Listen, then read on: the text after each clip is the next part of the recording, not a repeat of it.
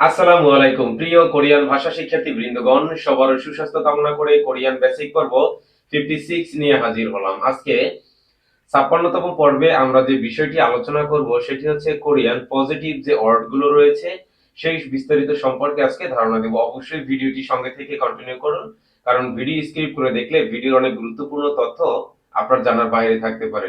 সেক্ষেত্রে অবশ্যই ভিডিওটি কন্টিনিউ করুন। চলুন আমরা হোয়াইট বোর্ড থেকে দেখে আসি যে আজকে কোরিয়ান যে পজিটিভ ওয়ার্ড রয়েছে সেই ওয়ার্ডগুলো আসলে কি হয়।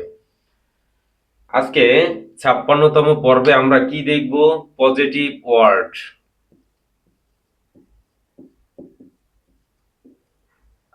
Positive word.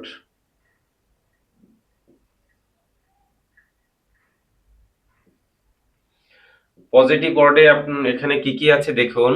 আমরা যদি প্রথমে দেখি সেটি আছে কি মা, নিচে হচ্ছে ত, মাত। মাত মানে কি হচ্ছে সঠিক। মাতের কোরিয়ান উচ্চারণ কি হচ্ছে মাত, কিন্তু সেটির বাংলা কি হচ্ছে সঠিক। তারপরে রয়েছে কি দেখুন মা ত ন উ ন নুন, মাত নুন গছুল মান্নুন গছুল। মান্নুন গছুল এটি হচ্ছে কি কোরিয়ার এখানে ওয়ার্ড রয়েছে এবং এটির উত্তর কি হচ্ছে সঠিকটা। আমরা প্রথমে কি দেখেছিলাম মাত, মাত মানে কি হচ্ছে সঠিক, মাত হচ্ছে সঠিক। আর যদি আমরা এভাবে বলি যে সঠিকটা, সঠিকটা নিয়ে এসো, তাহলে আপনি নিয়ে আসছেন সেটা কি হবে সঠিক।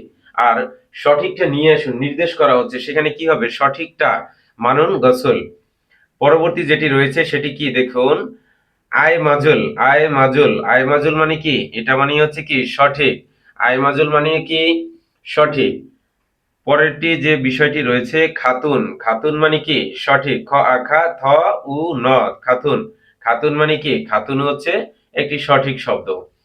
তারপরে রয়েছে কি দেখুন থাথুন গছুল, থাথুন গছুল এটাও কি হচ্ছে সঠিকটা। স্থানকাল পাত্র হিসেবে ব্যবহৃত হবে খাতুন গছুল সঠিকটা। তারপরে কি আছে দেখুন ফারুন, ফ আফা রউনারুন ফারুন, এখানে কি আছে ফ আফা রউরু ফারু, ফারুন অথবা ফারু এটি কি সঠিক। ফারুন বা ফারু কি সঠিক।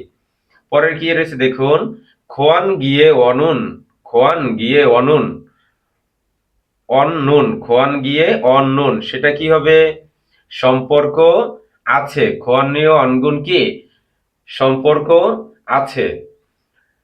আমরা এখানে কয়টি দেখলাম বাক্য যে মাত মানে হচ্ছে সঠিক, মানুন গছুল হচ্ছে সঠিকটা, আয় মাজুল সঠিক, খাতুন সঠিক এবং থাতুন গছুল সঠিকটা, ফারুন মানে ফারু সঠিক, খোয়ান গিয়ে অনন সম্পর্ক আছে কি।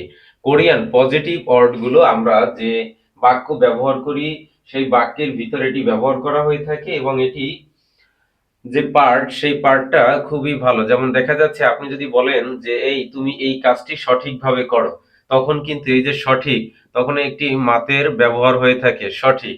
যদি বলি যে সঠিকটা নিয়ে এসো কোনো বস্তু, তখন কি হবে মানুল গসল এই শব্দটি ব্যবহৃত হবে। তাহলে পজিটিভ ওয়ার্ড গুলো এবং আমরা যে কিওয়ার্ড গুলো পড়েছিলাম এই কিওয়ার্ডটি এবং পজিটিভ ওয়ার্ডের যে কিওয়ার্ড গুলো রয়েছে এটি মূলত আসলে কোথায় ব্যবহৃত হয়ে থাকে।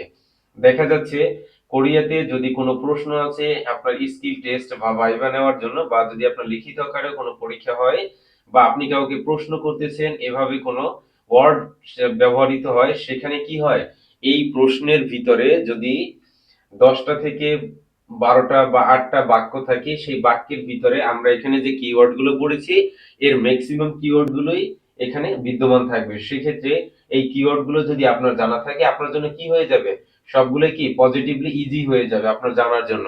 এখন পজিটিভ হচ্ছে ওয়ার্ড গুলো একটি পার্ট, কারণ এই পজিটিভ পার্টের পজিটিভ কোশ্চেনের ক্ষেত্রে এই যে ওয়ার্ড গুলো রয়েছে এগুলো ব্যবহৃত হয়ে থাকে। এবং কিওয়ার্ড আমরা প্রিভিয়াস ক্লাসেও দেখেছিলাম, সেখানে আপনার কিওয়ার্ড ছিল অনেক প্রশ্নবোধক সম্পর্কে, কেন কি কোথায় কোন কবে আসছেন কি খাবেন সবগুলো একটি কিওয়ার্ড। তার পজিটিভ ওয়ার্ডে আমরা যে আজকে বিষয়টি দেখলাম 56তম পর্বে যে এই কয়েকটি শব্দ পজিটিভ ওয়ার্ডে সব থেকে বেশি ব্যবহৃত হয়ে থাকে এবং যদি কোনো প্রশ্নের আপনি অ্যান্সার করতে যান বা আপনি জিজ্ঞেস করেন সেখানে কি এই পজিটিভ ওয়ার্ড গুলো অবশ্যই আপনাকে কি করতে হবে ফেস করতে হবে। তাই প্রয়োজনে একটি স্ক্রিনশট নিয়ে রাখুন ভিডিওটির। আপনি চাইলে স্ক্রিনশটটি দেখে বারবার সেটিকে রিপিট করতে পারবেন। আপনার জানা এবং বোঝার জন্য বিষয়টি কি হবে, খুব সহজ হয়ে যাবে। তাই আজকের মতো এখানেই ভিডিওটি শেষ করছি। সবাই ভালো থাকবেন, সুস্থ থাকবেন। দেখা হবে আগামী কোনো এক পর্বে। ততক্ষণ আপনাদের জন্য দোয়া রইল আন্তরিকভাবে। আজকের মতো বিদায় নিলাম। আল্লাহ হাফেজ।